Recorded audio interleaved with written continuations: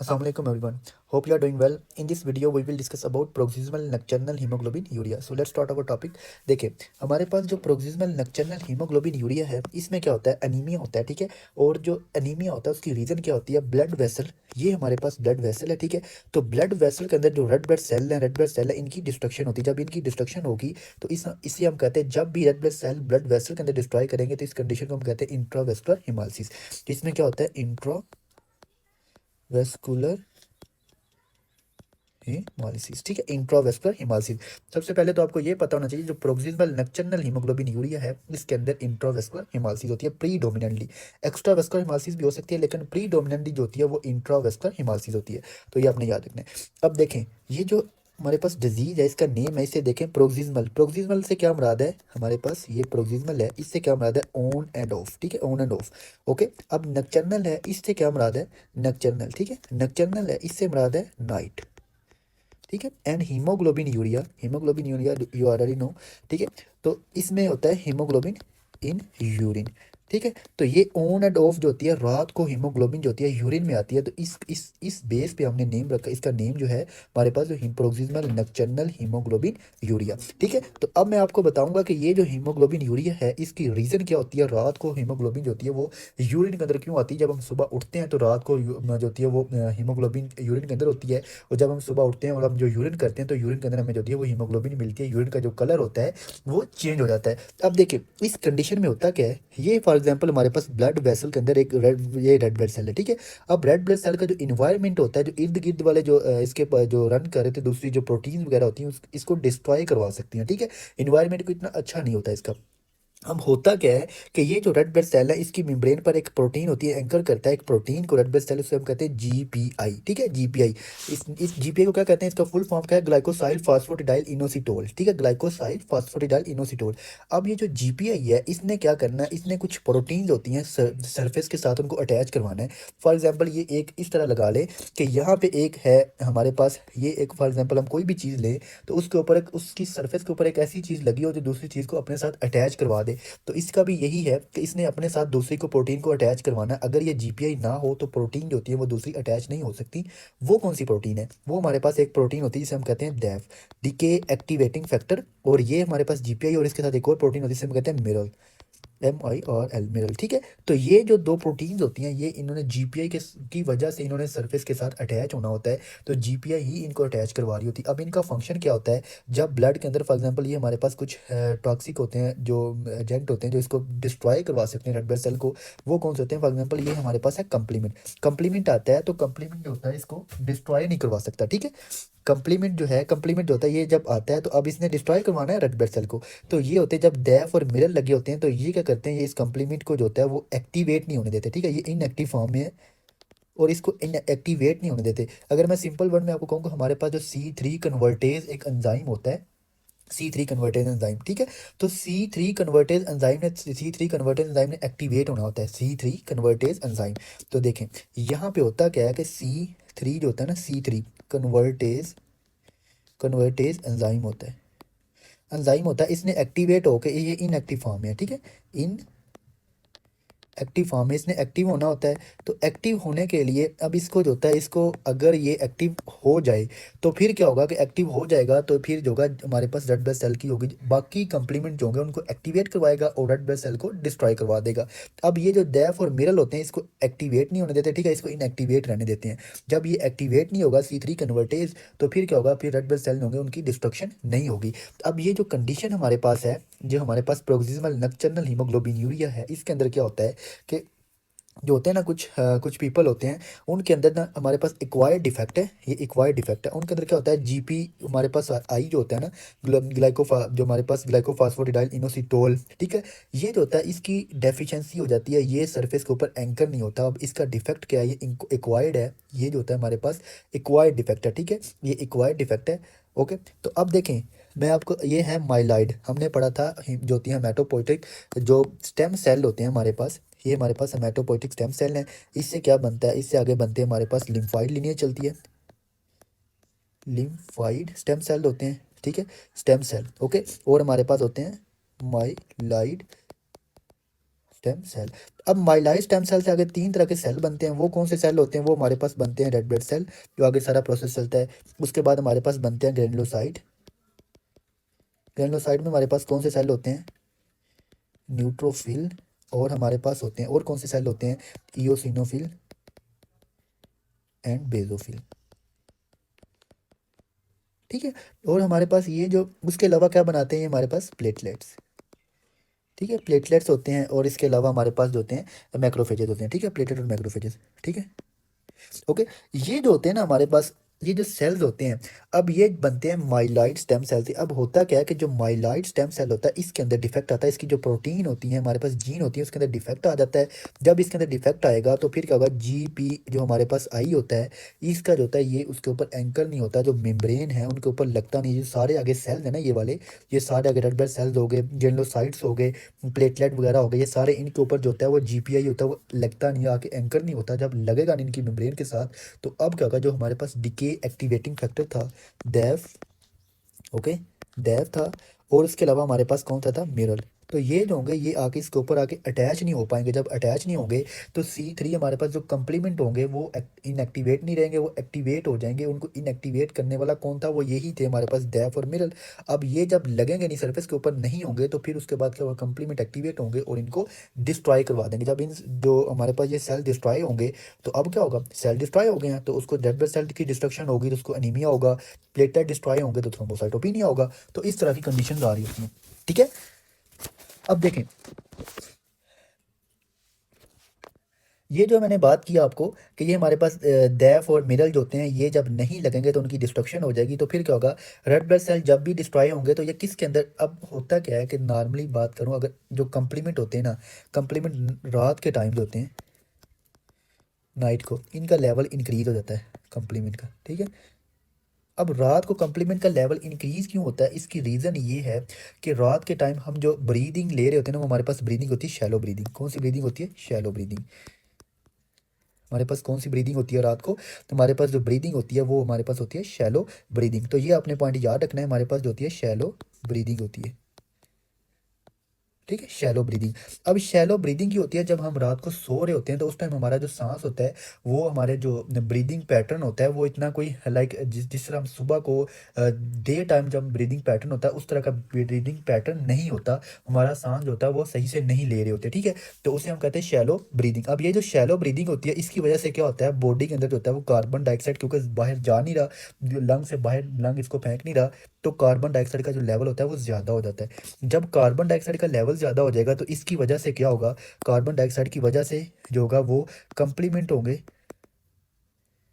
Complement होंगे, इनका level रात को इंक्रीज हो जाएगा। अब जब कंप्लीमेंट इंक्रीज होगा, तो अगर किसी पेशेंट को जो होता है, किसी पर्सन को जो है वो कंप्लीमेंट जब भी रात को इंक्रीज हो जाएगा, अगर फॉर एग्जांपल किसी को सेल के ऊपर जीपी, ये हमारे पास जीपी जो आई है इसकी डेफिशिएंसी है, ठीक है, इसकी डेफिशिएंसी है, तो उसके ऊपर मिरल्स और इसके ऊपर ये जो हमारे पास मिरल होंगे डेफ और ये मिरल जो होंगे ये आके लगेंगे नहीं। जब ये लगेंगे नहीं तो कंप्लीमेंट वैसे ही ज़्यादा है, कंप्लीमेंट ज़्यादा होंगे तो ये हमारे पास है ही नहीं, इसके ऊपर नहीं है ये। ठीक है, ये सारा स्ट्रक्चर अब मैं दोबारा बनाऊं तो ये हमारे पास रेड ब्लड सेल है, इनके ऊपर जो कि वो ना डेफ है ना मिरल है, क्योंकि उसके ऊपर जीपी जो 1 GPI है हमारे पास, जीपीआई, ठीक है, ग्लाइकोसाइल फास्फोडिलाइल इनोसिटोल, ये है ही नहीं। उसकी वजह से डेफ और मिरल नहीं लगेंगे।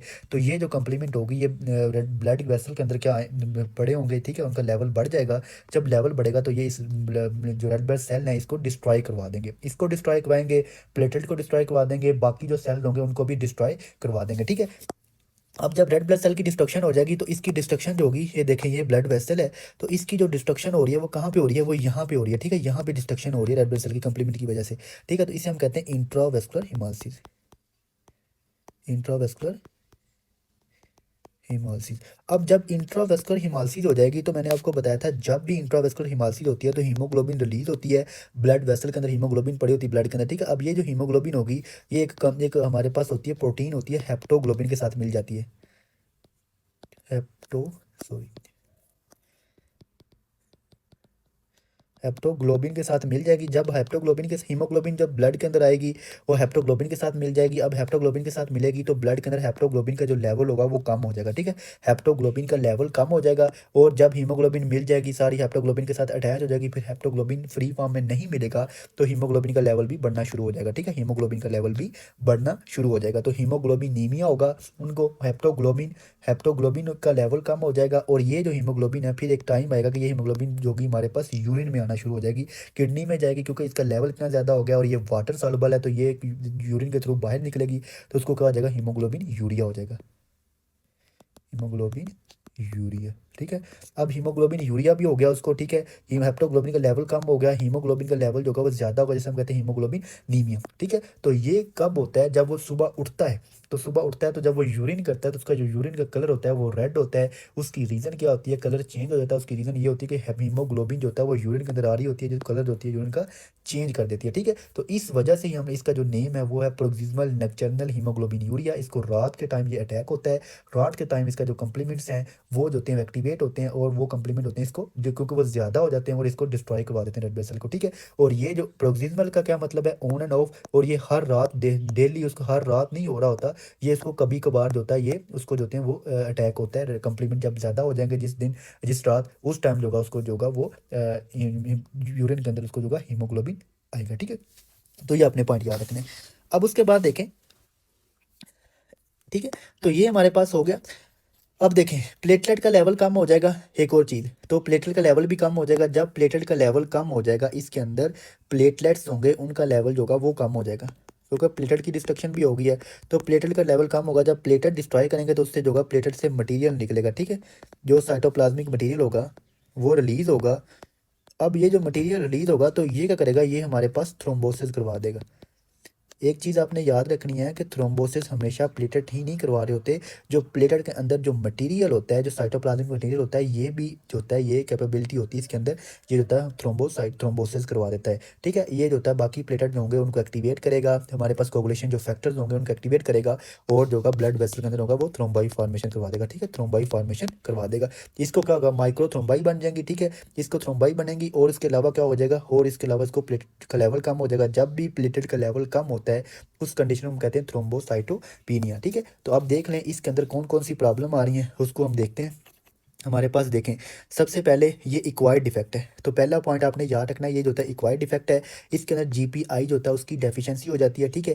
और जब उसकी डेफिशिएंसी होगी तो फिर क्या होगा, हमारे पास डेफ और जो मिरल होंगे ये आके लगेंगे नहीं, ठीक है। डेफ और मिरल जो होंगे हमारे पास, डेफ और मिरल जो होंगे मेम्ब्रेन के ऊपर लगते थे, ठीक है। अब ये इसकी डेफिशिएंसी हो गई है, डेफ और मिरल जो होंगे ये आगे अटैच नहीं होंगे तो कंप्लीमेंट मीडिएटेड डैमेज होगा, ठीक है। कंप्लीमेंट इसको डैमेज करवा देंगे जो सेल्स होंगे हमारे पास ब्लड के अंदर, ठीक है।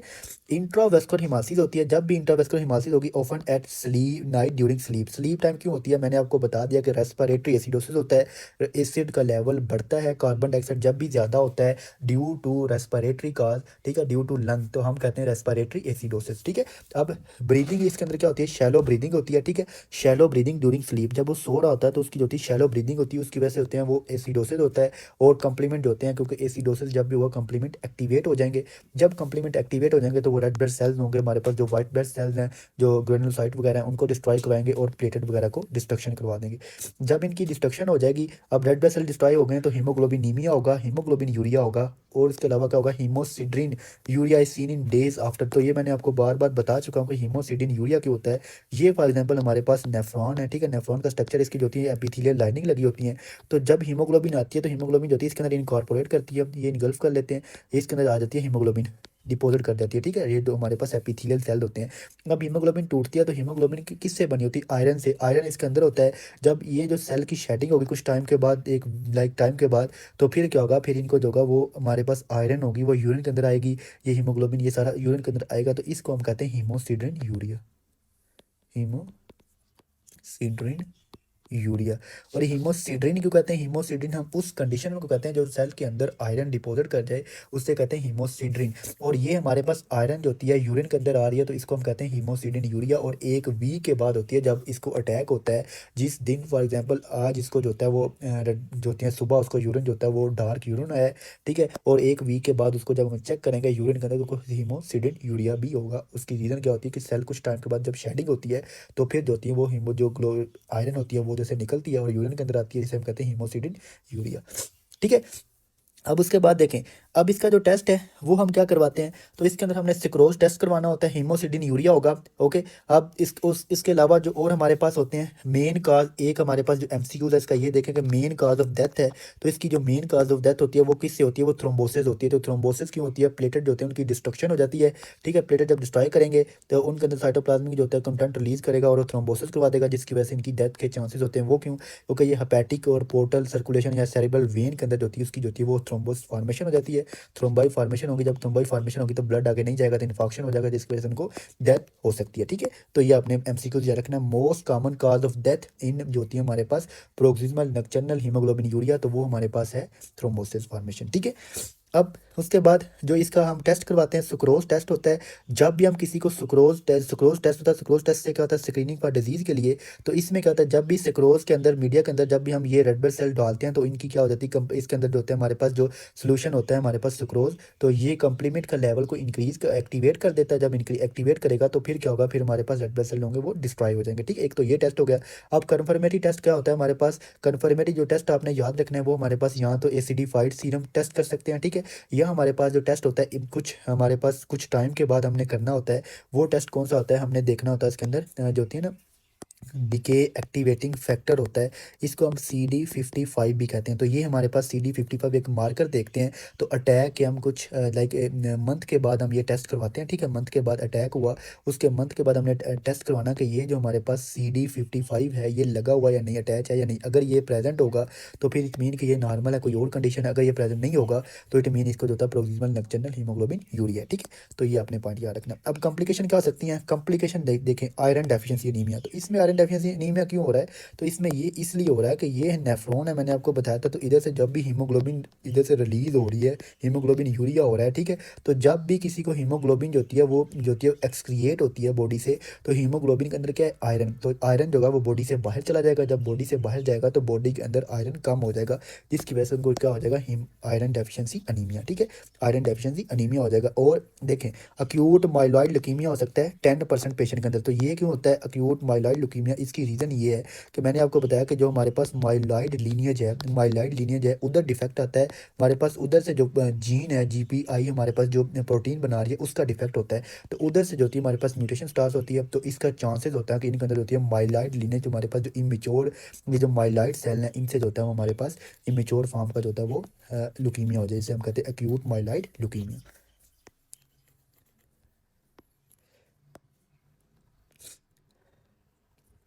ठीक है। तो इसका जो केस आता है वो इसी तरह से आता है कि एक पेशेंट है, ठीक है। वो सुबह हमारे पास आता है और उसका जो होता है वो यूरिन होता है वो डार्क होता है या रेड कलर का यूरिन होता है, ठीक है। यूरिन के साथ हमारे पास पेशेंट प्रेजेंट करेगा जब वो, और हिस्ट्री के साथ, ठीक है। और जो होता है उसके बाद हमने टेस्ट करवाया तो उसको अनीमिया होता है, नॉर्मोसिटिक अनीमिया है, ठीक है। तो आपने उसका डायग्नोज बनाए, उसका क्या डायग्नोज है? तो हमारा जो डायग्नोज बनता है वो कौन सा है? हमारे पास G6PD, ठीक है। तो ये अपने पॉइंट याद रखें।